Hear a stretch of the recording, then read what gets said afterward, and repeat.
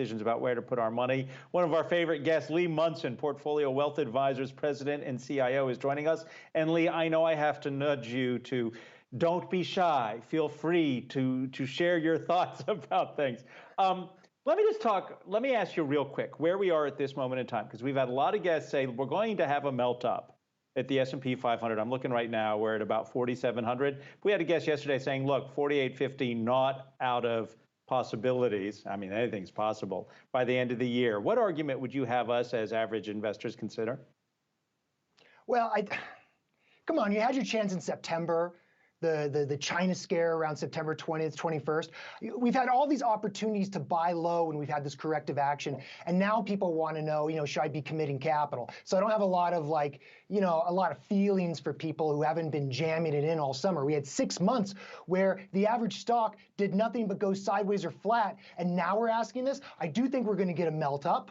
I do think you could see S&P, I don't know, I don't have any projection. You could see the S&P at 5,000. That's not out of the question, but we have to ask why and where, right? I would say that if you look back at the asset classes that are doing well, that aren't just, overpriced, a little dodgy, and requires, like today, the 10-year yield going down for tech stock to go up. But just look at the cyclicals. Look at the banks. Look at stuff like small value. Small value, that index, I like this one from Vanguard. It's the ticker's VBR, but that's not important. The point is that it's done just as well and slightly better than the NASDAQ year to date.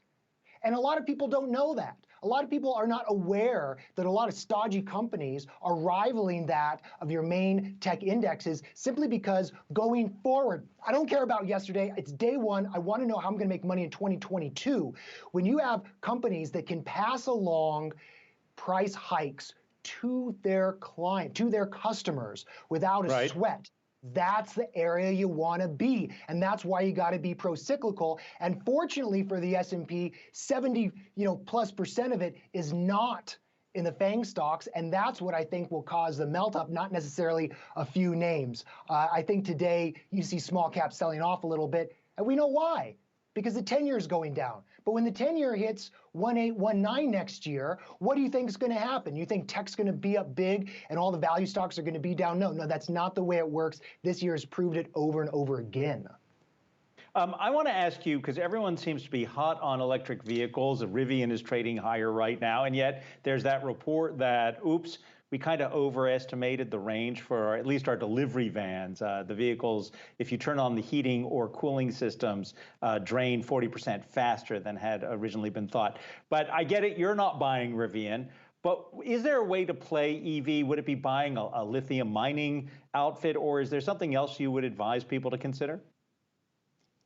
I would. My God, I hope he's not watching right now.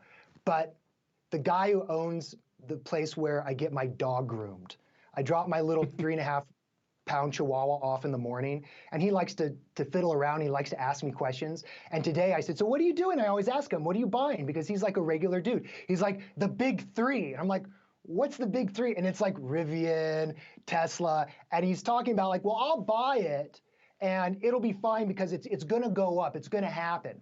And I remember people saying that about a lot of tech stocks like Cisco and Oracle and Intel back in 2000, as they have never yet hit their high water marks. I like the commodity play because one thing is going to happen as we have to build out this new green future. Copper inventories are going to go to zero by late next year. Everybody knows it. There's a great analyst over in London at Goldman Sachs who can show you the numbers. And no matter if Rivian turns out to be whatever, or Tesla keeps moving, or whether Ford pops out a lot of electric vehicles, you're going to need those base metals. You're going to need that stuff. And so I would look more into the commodity play. And remember, you need many more times copper to put into these cars than you do for an internal combustion engine. So, it's kind of like buy the pickaxes, not try to be the miner. I would say, look at what must happen. If we want to build it out, forget about what car manufacturer is going to win and think about who has to come up with these materials to get in there. And those things are going to be scarce soon. You know what the problem though is? A lot of this commodity nonsense, it's in weird countries. A lot of them are small stocks, so it's problematic. But I'd rather have to do my homework on some dodgy Argentinian mine to see if they're lying about the numbers than pay a multiple on Rivian where it's like, I could get GM and Ford. Forget that. It's like, it's worth more than Citigroup. Say what you will about banks, but come on, let's get real. Just make sure you're trading in dollars with Argentina. You can't even buy Argentinian currency in the United States. Real quick, you like to point out to people when we talk about consumers and people who might be looking at retailers with the holiday shopping season now in full force, deferred spending. Explain to us what you mean by the deferred spending and how we could play that. Oh my God. Okay, so think about it this way. Everything that you can't get now, you're not going to not buy later. Think of if you have to buy a toy for your kid and it's all sold out. You're going to get it, when it comes due. If you need to do a house remodel and the contractor said, I can't even talk to you about your project till late next year. My pool contractor, who's finishing my pool because I was early, because I know what I'm doing, said he's now accepting deposits for 2024. 2024 to build a pool. That's deferred pent-up demand, right? Peter Lynch used to teach me about, back in the kid, I read all his books, and he used to talk about waiting for the auto inventory in America to get really old, because you're like, they're gonna have to replace their cars. This is the same idea from back then, only it has to do with supply chains. So we have another 12 to 24 months where the ports aren't gonna get, figured out. Come on, Long Beach and LA, they're the worst ports of efficiency on the planet. They're worse than Tanzania, okay? And that's just, that is a fact. So we're not gonna fix that anytime soon. So when you're looking at where are earnings gonna be next year, because I gotta go make money, where are we gonna have, where is that gonna happen? You wanna look at things that have plenty of demand going forward, where that demand isn't gonna drop off like Peloton, we all know who you are, and where that demand's gonna stay there, but also you wanna have consumers not ask how much it costs, you want them to ask, is it in stock?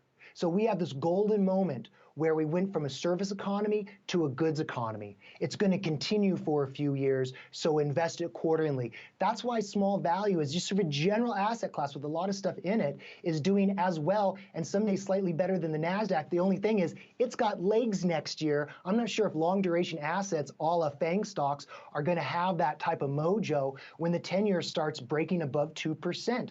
It's just there's easier ways to make money with real companies that sell real stuff that can raise the price and keep their margins fat and make profits.